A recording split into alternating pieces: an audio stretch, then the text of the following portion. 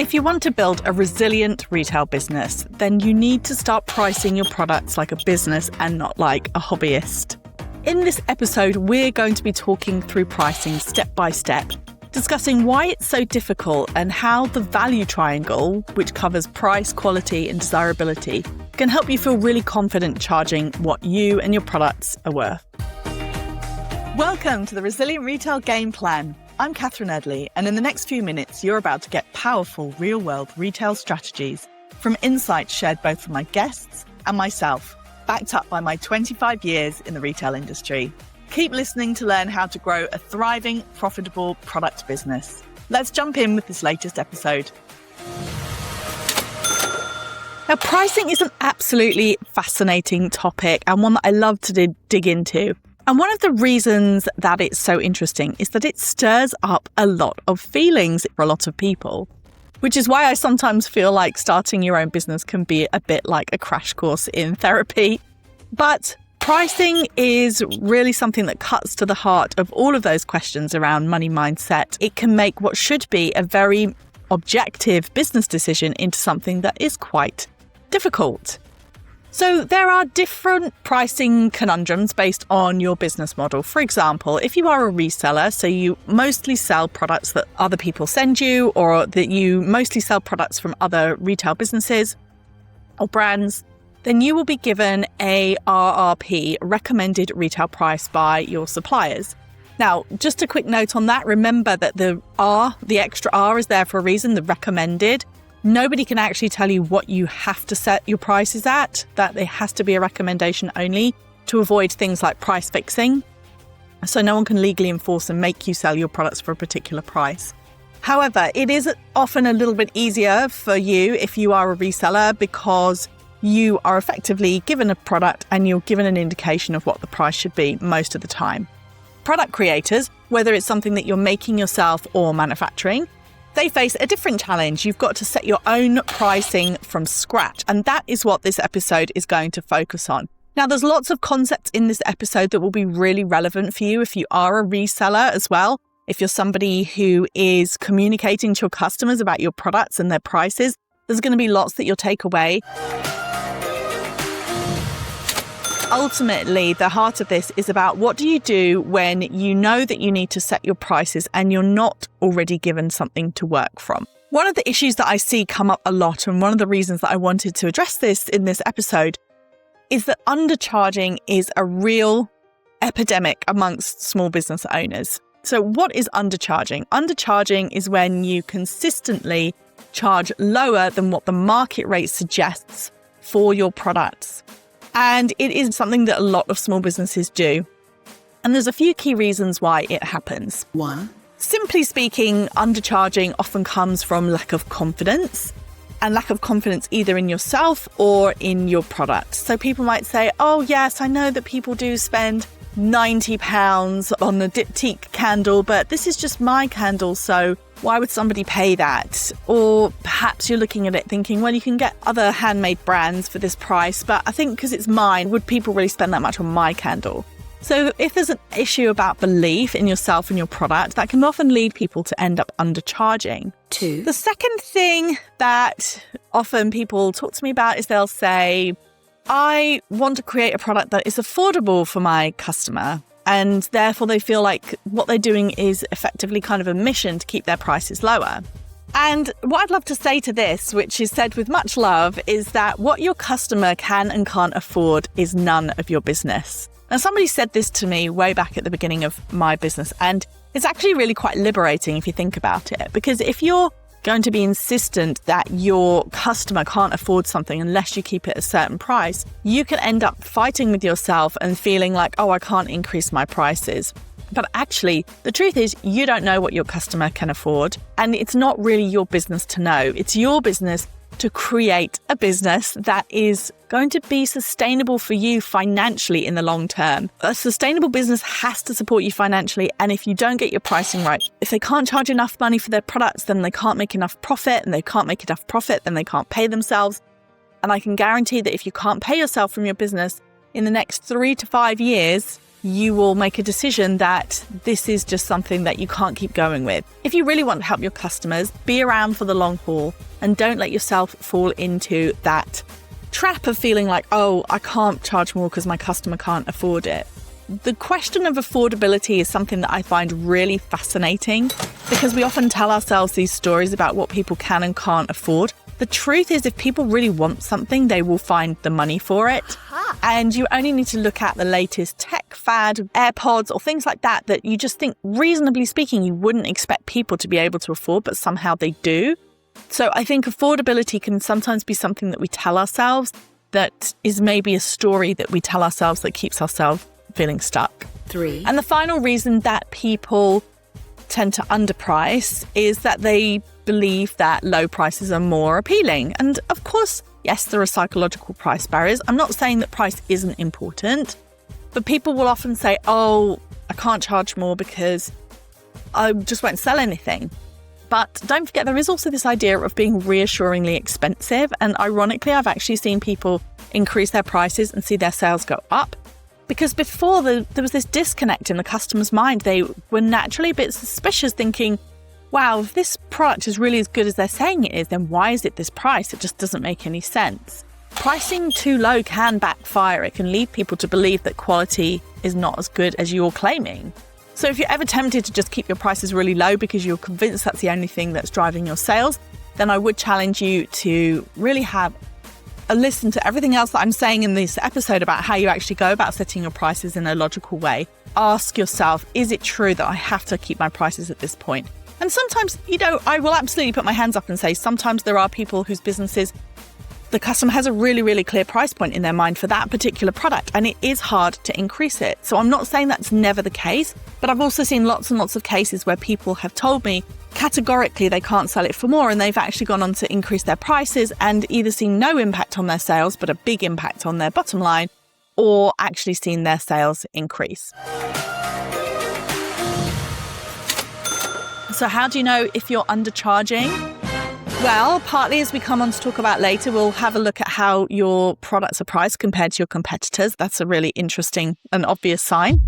If you wholesale your products into a retailer, they are quite happily pricing it up and selling it at more than what you're selling your products for, then that is a really, really clear indicator that actually your products could be sold for a higher price. So for example, I worked with a baby skincare brand and they had small batch production. They were selling it into a retailer. They weren't really offering the retailer full retail margin, but the retailer was happy to take it in anyway. And I said to them, they seem happy with this pricing. Just check what they're actually selling it for. And when we looked on that company's website, they were selling it for quite a lot more than the person supplying the retailer was selling it for. And that is a really good indicator that somebody else believes that your product can be and is selling your product at more than you're selling it for. Another way that you can tell if you're underpricing is how you actually feel. And this may sound like an odd thing to say. One of the biggest indicators about underpricing is that you just feel really resentful. You think, I put all of this time and effort into this product, and after I've sold it to the customer, this is how much I'm left with. And it just doesn't seem right. It just doesn't seem like it's enough. And I think if you're feeling resentful about the amount of money people are getting your products for, then that's a really good sign that you need to look at increasing your prices. So how do you actually go about setting your prices? Feel like your stock's running you, not the other way round? Stock Doctor is the done-for-you service that gets your product business back on track. Clients see, on average, 10% more sales with 10% less stock in just 6 months, which adds an average of £5,000 of profit per £100,000 of turnover after the cost of the programme. You'll get expert retail merchandisers doing the hard work for you, so you can stop guessing and start growing. Book your free call at resilientretailclub.com/stockdoctor and finally feel in control of your stock, cash flow and profit. So how do you actually go about setting your prices? If you are struggling with this, if you find it really difficult, get somebody who's not as close to the business, who's not in the day-to-day, a friend, a partner, a family member, who can help you be a little bit more objective. Make sure that they get what you're doing. They're not going to tell you, oh, do you know what, you've got to match Asda prices or something like that. Make sure that they get the mission and what you're doing, but preferably someone who's a little bit removed so they can help you be more logical. What I recommend in terms of the approach to setting your prices is that you start by setting your retail price, the price that you intend to sell to the end customer. Now, the reason I say that is that there is a school of thought that what you need to do is you get the cost price or the amount that you're spending on creating the product and you multiply it by 2 or 4 or whatever number people come up with in order to get your retail price. But I'm not a fan of that approach for several different reasons. First off, I think it's not grounded in reality. I mean, you could do that. I did actually meet a team once from Christian Louboutin, and they were able to do that. That's how they priced all their shoes. But that was Louboutin, I mean, they could set those prices because they could say it's going to be £800 for a pair of shoes and somebody out there would pay it. But most of us don't have that luxury. Most of us need to work within the parameters of the marketplace in which we're operating. So therefore, we don't just start by saying, these are my costs, and therefore I'm going to multiply it by 4 and get my retail price. The other reason we don't do that is because if your prices go up, then the only option you've got is to try and increase your retail price, which doesn't feel right either. So I would suggest that you start by setting your price that you would sell to the end consumer. If you're somebody who sells a lot at wholesale, I still think you start with the price that goes to the end consumer, because ultimately the person who's selling your product at the end, the retailer, they're going to have to sell your product in that marketplace. So you've got to make sure that your retail price is grounded in reality. And this may sound obvious, but I cannot tell you the number of people who, when I asked them how they set their prices, they basically pulled it out of thin air, which for some people works. They go with that approach. But for most of us, we want to start by having something to pin our price on. So how do we actually set our retail price? Well, the first step I would suggest is that you find 3 similar brands to you in terms of materials, sourcing, and production, not necessarily aesthetics. So, for example, if you are a baby clothing brand, then if you are making it in the UK with organic cotton, try and find other people who are doing the same thing in the same way. There's no point in you comparing your UK-made organic cotton baby clothes to the Primark baby clothes, for example, because you're just not even looking at anything similar in terms of the production method or the materials used. So try and find 3 people who are similar to you. As I said, aesthetic is irrelevant.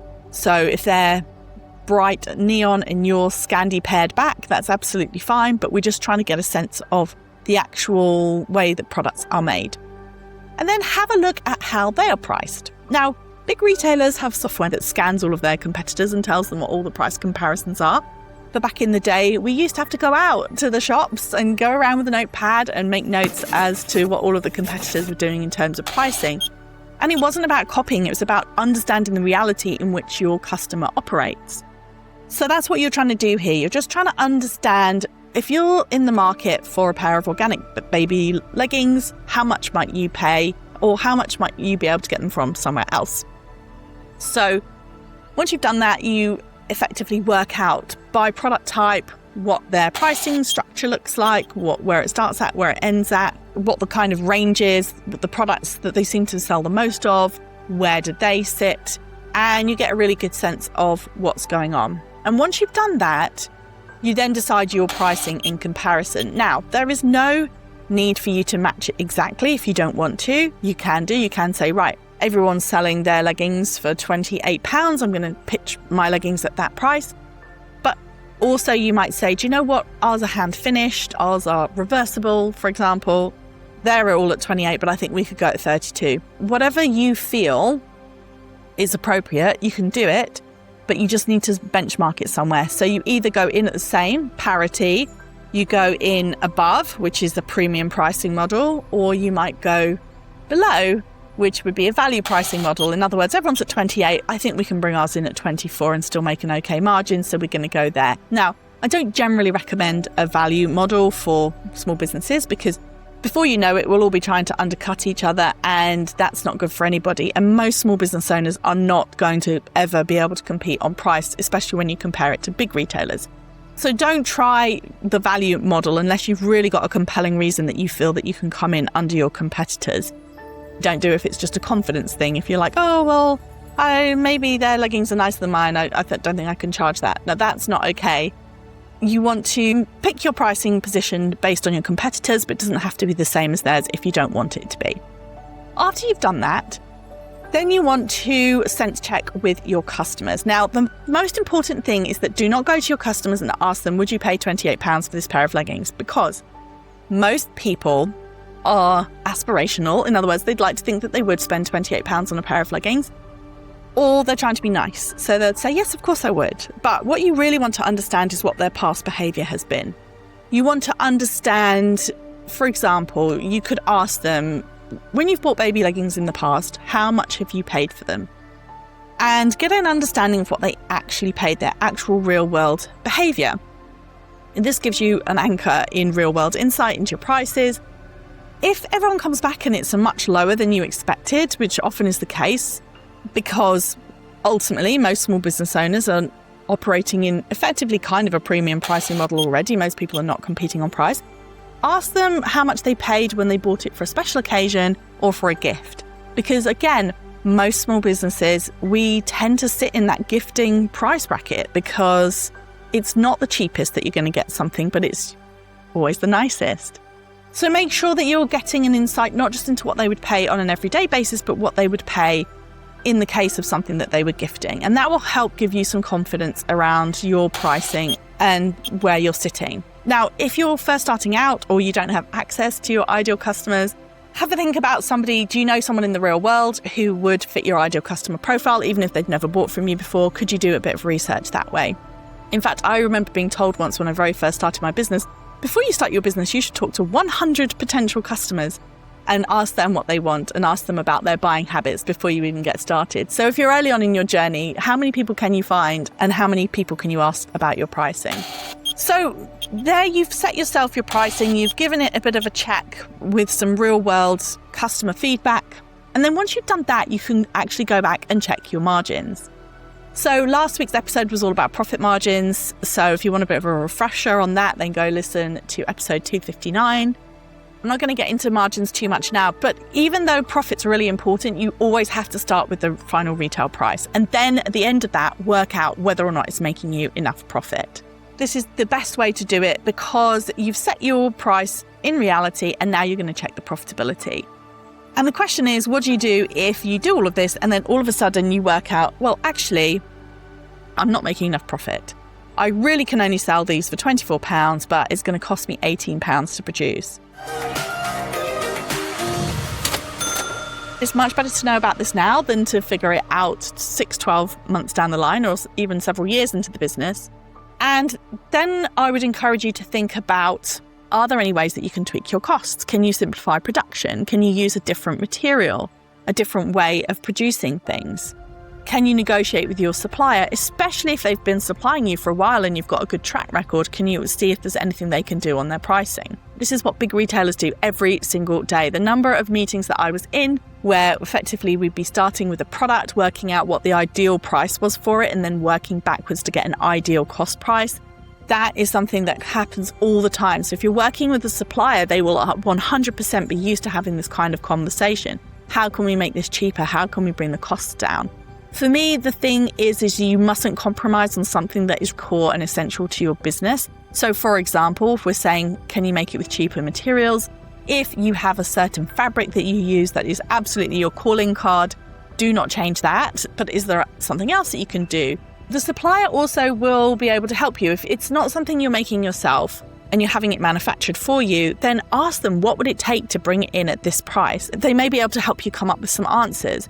Because often the things that cost money in the manufacturing process, they're usually related to time. So if you want a particular effect or a particular stitch or a particular type of construction, but it's taking a really, really long time, then that is usually going to be adding cost in. So if you're trying to bring your costs down with a manufacturer, make sure that you're asking them to run through ways that you could bring the cost down. And some of them will be acceptable to you. They might say, well, we could try changing the placement of this item. And actually you don't really mind, but it makes the production that much quicker. But other times they might say, well, you'd need to switch out this for this, and that's just not acceptable. So know what your non-negotiables are.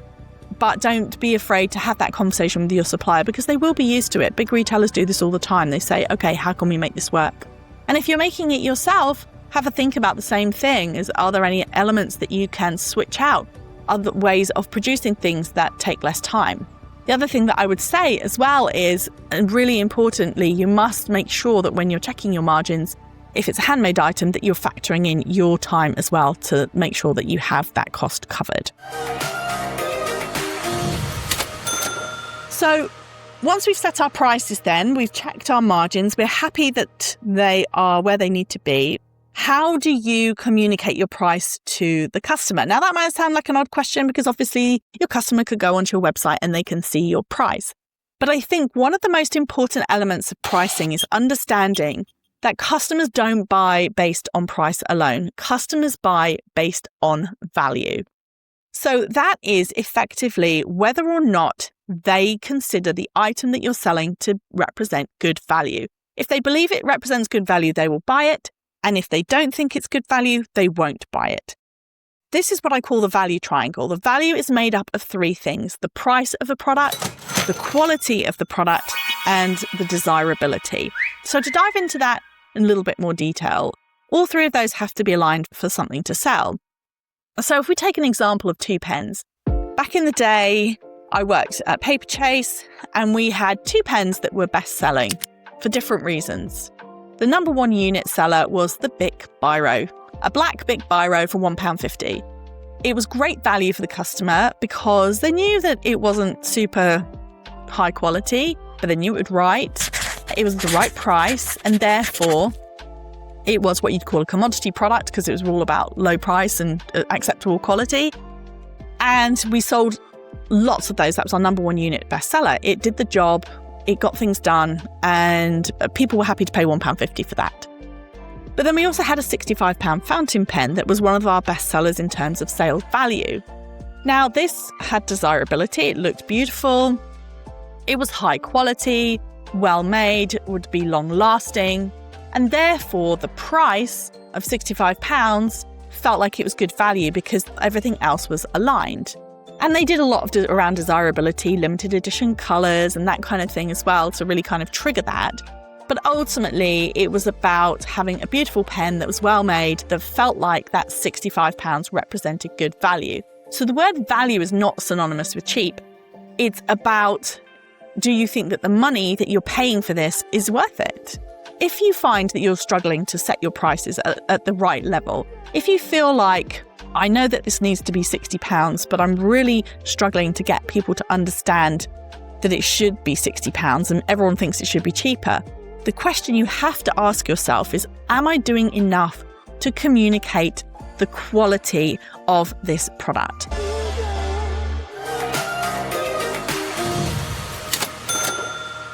Let's take another example. We've got 2 black bags. We've got one is £15 and one is £250. And if you just had them side by side, no explanation as to the 2 bags, then yes, obviously one, you could tell one would be better quality than another.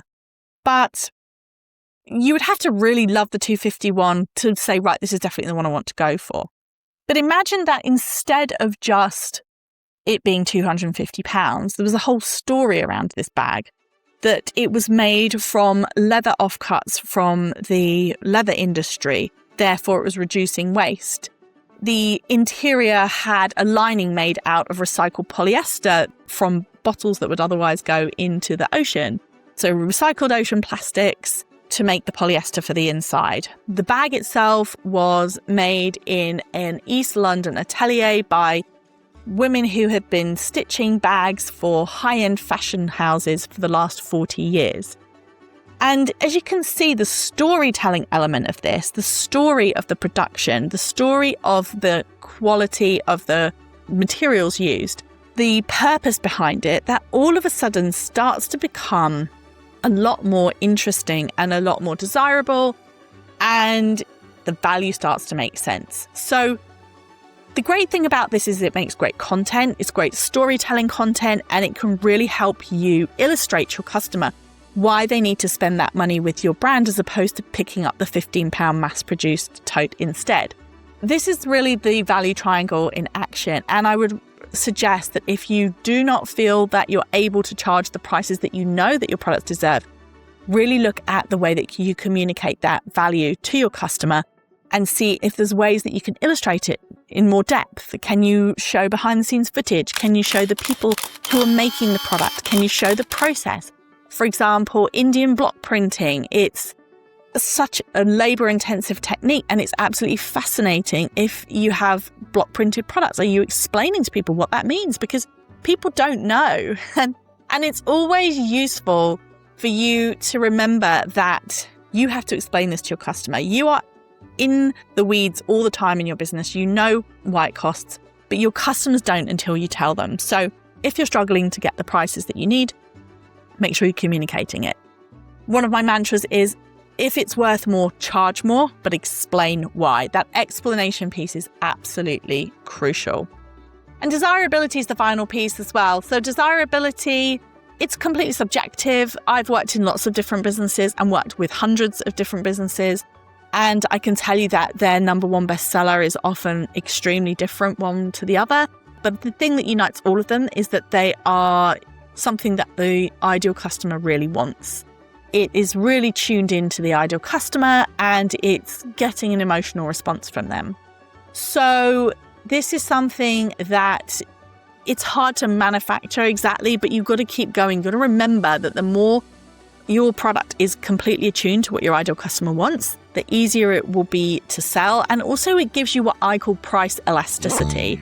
So it's not like you can charge twice as much for something that somebody really loves, but you want them to have an emotional response to it. You want them to just really want this item, because then they don't ask as many questions about the price. So if you're struggling with pricing, ask yourself, is this the best product for my ideal customer?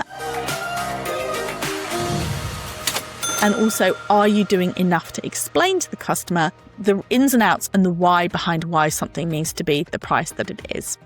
If you think your prices are too low, then why not take a minute to go back over the process that I outlined in this episode, reassess where you sit in the market, talk to your customers.